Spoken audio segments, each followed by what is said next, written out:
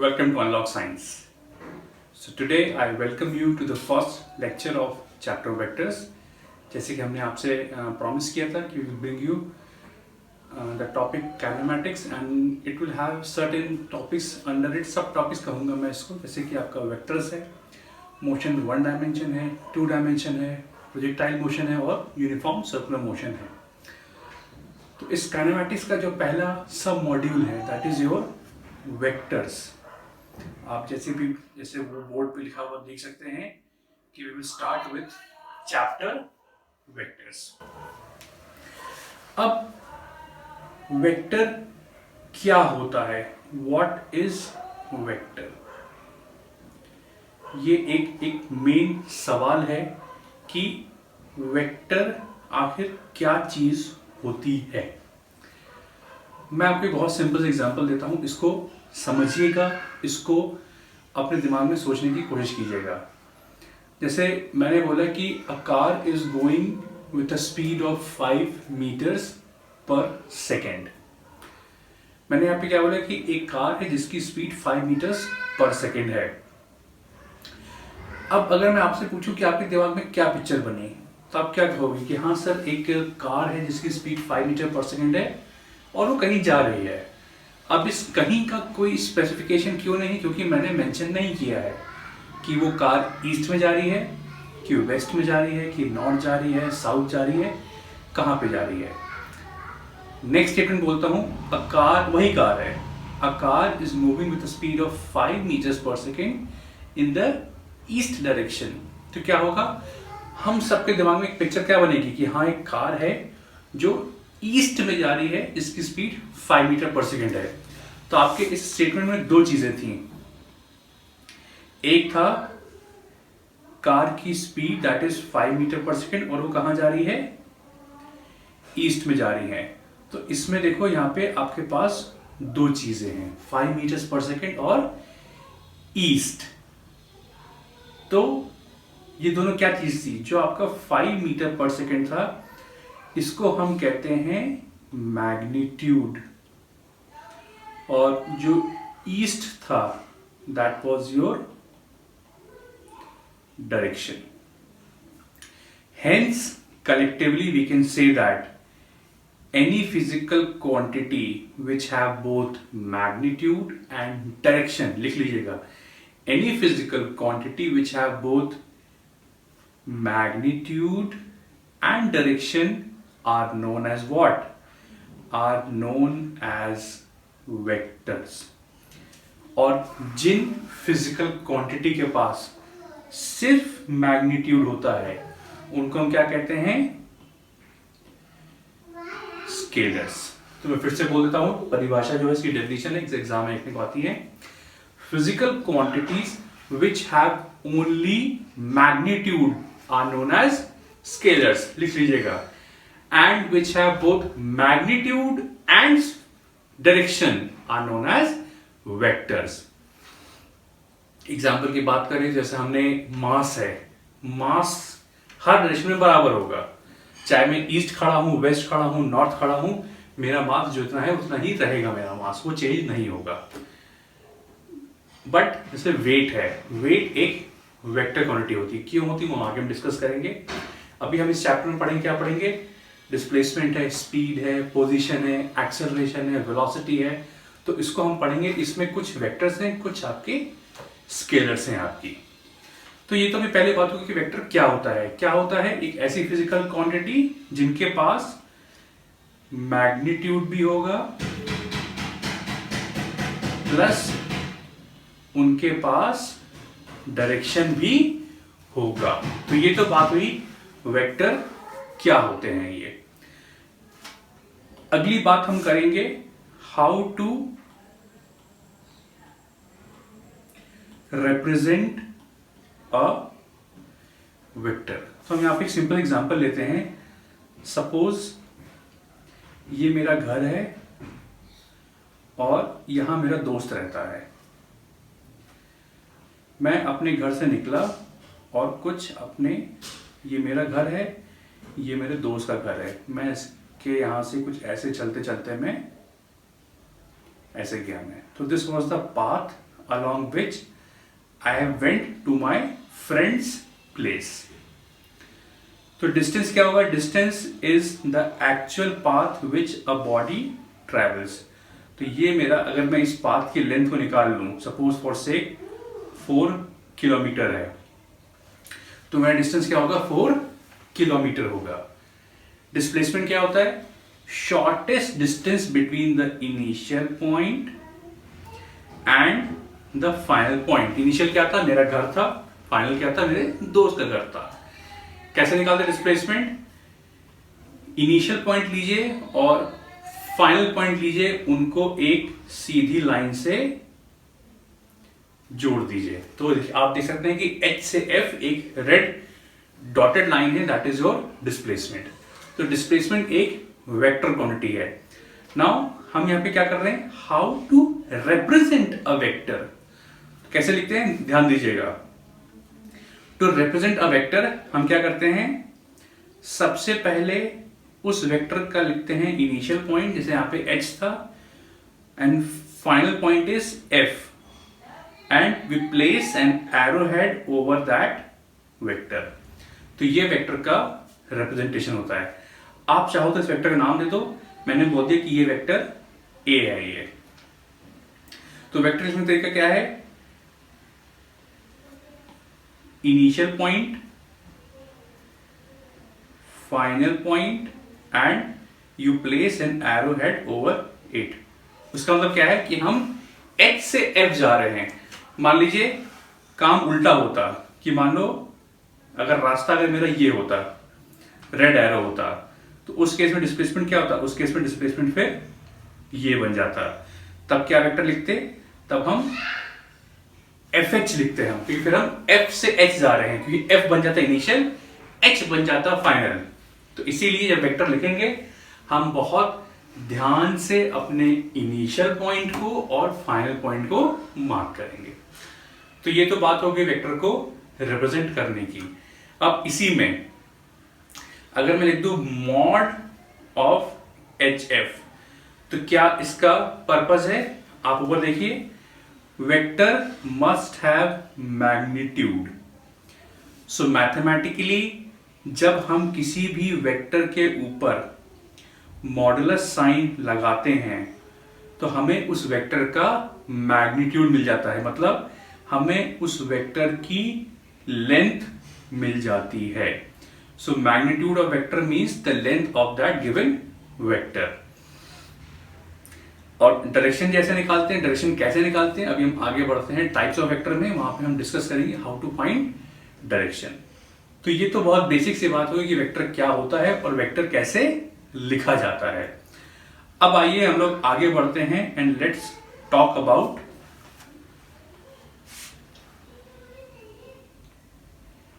Types of vector. पहला आपका है इक्वल वेक्टर्स। तो मैं देखिए यहां पे दो वेक्टर बनाता हूं मैं। एक वेक्टर ये जा रहा है जो थोड़ा डार्क ग्रीन शेड में है, मैंने लिखा ए वेक्टर, और दूसरा मैंने एक बनाया लाइट ग्रीन शेड में है जो बी वेक्टर है।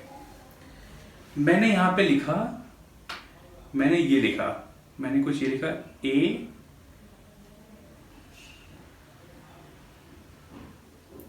Is equal to B. अब इसको समझिएगा कि ये क्या कहना चाह रहा है, इसका मतलब क्या है। मैंने लिखा कि दो वेक्टर इक्वल हैं। वेक्टर के पास क्या क्या होता है? मैग्नीट्यूड और डायरेक्शन। तो अगर दो वेक्टर इक्वल हैं मतलब दोनों के मैग्नीट्यूड सेम होंगे और दोनों के डायरेक्शन भी सेम होंगे। देखिए यहां पे, इसको ध्यान देखिएगा, आप देख सकते हैं कि दोनों वेक्टर का मैग्नीट्यूड मतलब दोनों वेक्टर का लेंथ सेम है। तो देखो ए का लेंथ और बी का लेंथ बराबर है, तो दोनों वेक्टर की मैग्नीट्यूड सेम है। और देखिए दोनों वेक्टर के इनिशियल पॉइंट और दोनों वेक्टर के फाइनल पॉइंट सेम डायरेक्शन में लाई कर रहे हैं। दैट मीन्स जिस डायरेक्शन में ए वेक्टर है उस डायरेक्शन में आपका बी वेक्टर है। Hence equal vectors are those which have same magnitude and same direction. तो इसीलिए यहां पे मैंने कहा A is equal to B। Vectors which have same magnitude and same direction are known as equal vectors. Next आगे बढ़ते हैं हम लोग। Next type is negative of a vector.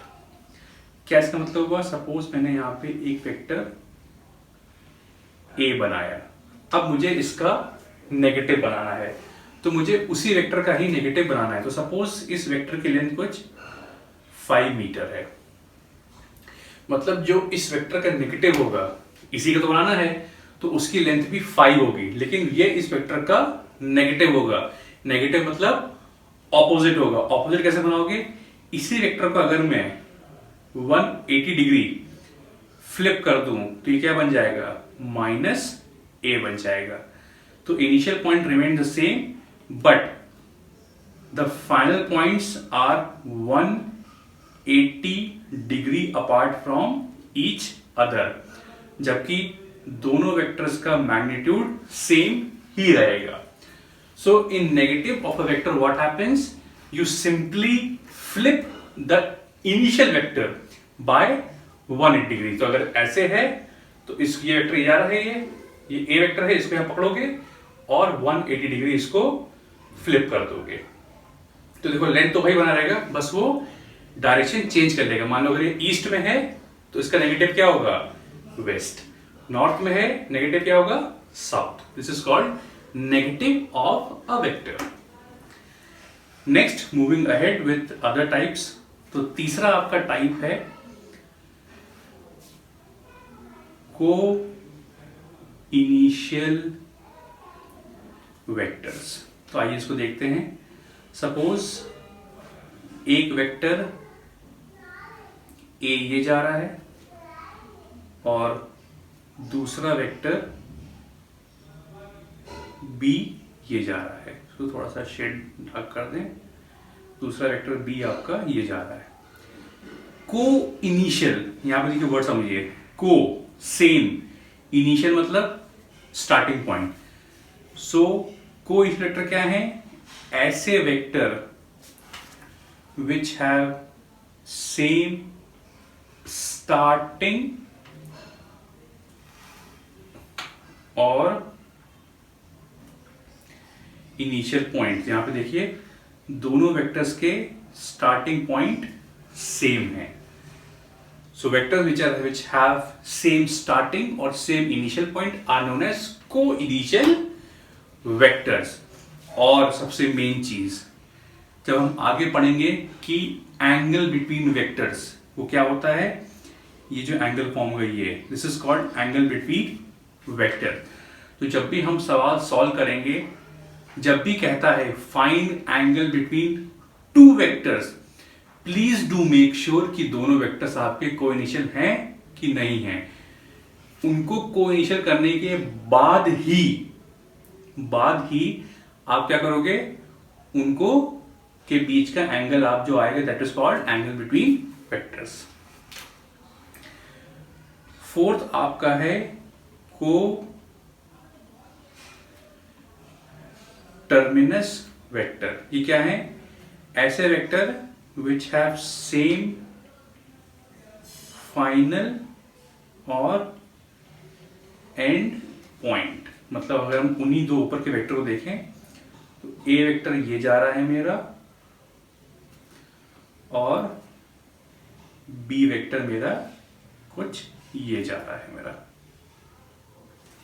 तो आप देख सकते हैं कि इन दोनों वेक्टर से देखें एंड पॉइंट सेम है, they are having same end point और सेम टर्मिनेटिंग पॉइंट और same final point, then these vectors are known as co-terminus vectors. तो हम लोग बात कर चुके हैं इक्वल वेक्टर की, नेगेटिव वेक्टर की, को इनिशियल की और को टर्मिनस की। आगे बढ़ते हैं पांचवें टाइप पे। So the fifth type of vector is को लीनियर वेक्टर्स। ये कौन से वेक्टर होते हैं? Vectors which lie along the same line. तो मैं यहां पे कुछ सेट ड्रॉ करता हूं, आप देखिएगा। सपोज मैंने किया एक वेक्टर ए ये जा रहा है और बी ये जा रहा है। दूसरा सेट देखिएगा, ए वेक्टर बी वेक्टर। एक और देखिएगा, ए वेक्टर बी वेक्टर। एक और देख सकते हैं आप, ए वेक्टर और बी वेक्टर। ये जितने भी सेट बनाए मैंने, कौन कौन सेट बनाए? एक सेट 1 ये है, set 2, set 3, set 4।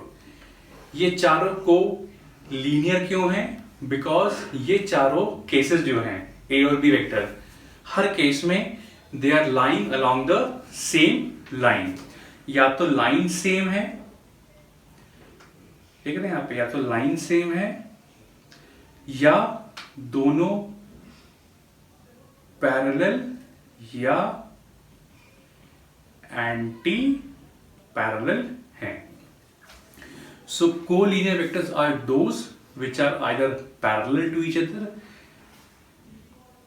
anti-parallel to each other, or they lie along the same line, or they lie opposite to each other along the same line. These are known as co-linear vectors. अच्छा, खास बात यह है, आप देख सकते हैं यहाँ पे ए और बी को, यहाँ पे ए और बी का डायरेक्शन सेम है बट दोनों के मैग्नीट्यूड सेम नहीं है। Then we can not say कि A is equal to B, क्योंकि इन दोनों को इक्वल होने के लिए मैग्नीट्यूड और डायरेक्शन का सेम होना जरूरी है। तो यहां पे सिर्फ डायरेक्शन सेम है, मैग्नीट्यूड सेम नहीं है। तो मैं एक स्टेटमेंट कंक्लूड करूंगा कि हर इक्वल वेक्टर को लीनियर होता है। लिख लीजिए इसको, हर इक्वल वेक्टर कोलिनियर होता है, लेकिन हर कोलिनियर वेक्टर इक्वल हो इसकी कोई गारंटी नहीं है। मतलब you can not say that this is a universal truth. मैं फिर से बोलता हूं, हर इक्वल वेक्टर कोलिनियर होता है, लेकिन हर कोलिनियर इक्वल हो ये बात ट्रू नहीं है आपकी। तो ये तो बात हो गई को लीनियर वेक्टर्स की। आगे बढ़ते हैं, जो आपका सिक्स्थ कैटेगरी है, that is coplanar vectors. ये कौन से वेक्टर हैं? Vectors which have same plane. मतलब इसमें अगर मैं बनाया, मैंने मान लीजिए एक वेक्टर ये जा रहा है ए और एक वेक्टर आपका बी ये जा रहा है। मतलब क्या है कि मान लीजिए जैसे मैंने ये सरफेस है, मैंने यहाँ पे एक बार पेंसिल मेरी ऐसे रखी हुई है और दूसरा वेक्टर कुछ ऐसे रखा है, तो क्या है वो एक ही प्लेन में है।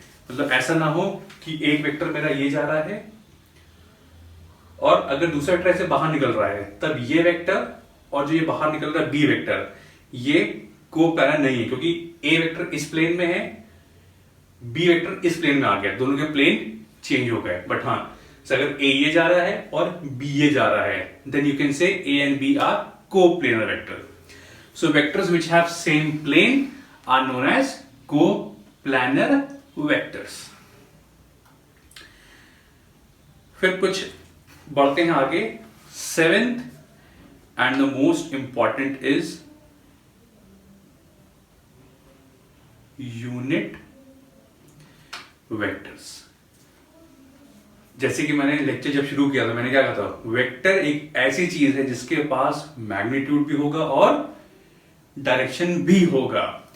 तो मैग्नीट्यूड के लिए हम क्या कर रहे थे, उस वेक्टर पर ला रहे थे मॉडुलर साइन। तो क्या था, वो उस वेक्टर का मैग्नीट्यूड दे रहा था।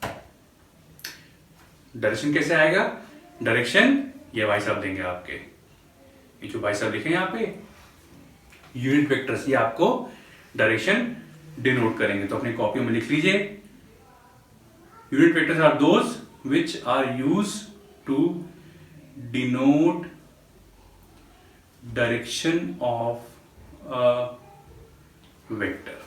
अब कैसे लिखा जाता है, आइए उसको हम लोग डिटेल में पढ़ते हैं। तो हम यहाँ पे कुछ कलर चेंज करते हैं। मान लीजिए ये कोई ए वेक्टर जा रहा है, ये इनिशियल पॉइंट है और ये इसका एंड है। ये now to have unit vector क्या करेंगे हम लोग, हम यहाँ पे एक वेक्टर और ड्रॉ करेंगे, इसको हमने लिखा ए कैप। तो पहले हम देखते हैं इसका रिप्रेजेंटेशन, देखते हैं कैसे हमने इसको लिखा जाता है। इसको कुछ हम लोग लिखते हैं ऐसे, A vector is equal to mod A and A cap. This is a general representation of any given vector। क्यों, क्योंकि हर वेक्टर में क्या होगा, एक होगा मैग्नीट्यूड और एक होगा आपका डायरेक्शन। अब आपके दिमाग में होगा इसका नाम यूनिट वेक्टर क्यों रखा गया। ये इसलिए रखा गया नाम क्योंकि जो इस वेक्टर का होगा मैग्नीट्यूड वो 1 होता है।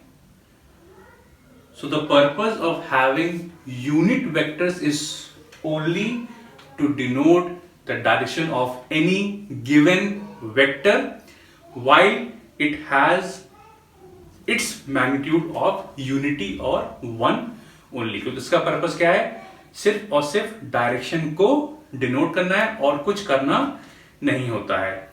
तो तरीका क्या है, जो भी वेक्टर आपका ए है उसके मैग्नीट्यूड लिखने के लिए हम क्या करेंगे, वेक्टर पे लगाएंगे एक mod sine and for direction you will write A cap. अगर वेक्टर कुछ और लिखते हो आप, जैसे कुछ जो भी नीचे मैंने वेक्टर ए लिया है तो मैंने ए कैप लिख दिया, आप बी लोगे बी कैप, तो आपकी मर्जी, आप क्या नोटेशन यूज कर रहे हो।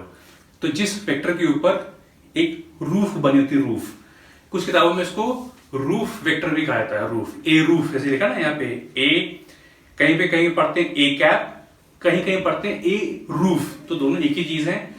जो इंटरनेशनल स्टैंडर्ड है वहां पे इसको ए रूफ पढ़ते हैं, जो हम लोग अपने स्टैंडर्ड में पढ़ते हैं उसको हम ए कैप पढ़ते हैं इसको। तो जो कैप बना होता है इसका काम सिर्फ और सिर्फ वेक्टर के डायरेक्शन को डिनोट करना होता है आपका। तो ये आपका बात थी यूनिट वेक्टर की। इसमें एक आखिरी बचता है, that is your the last one is your null और वॉइड वेक्टर।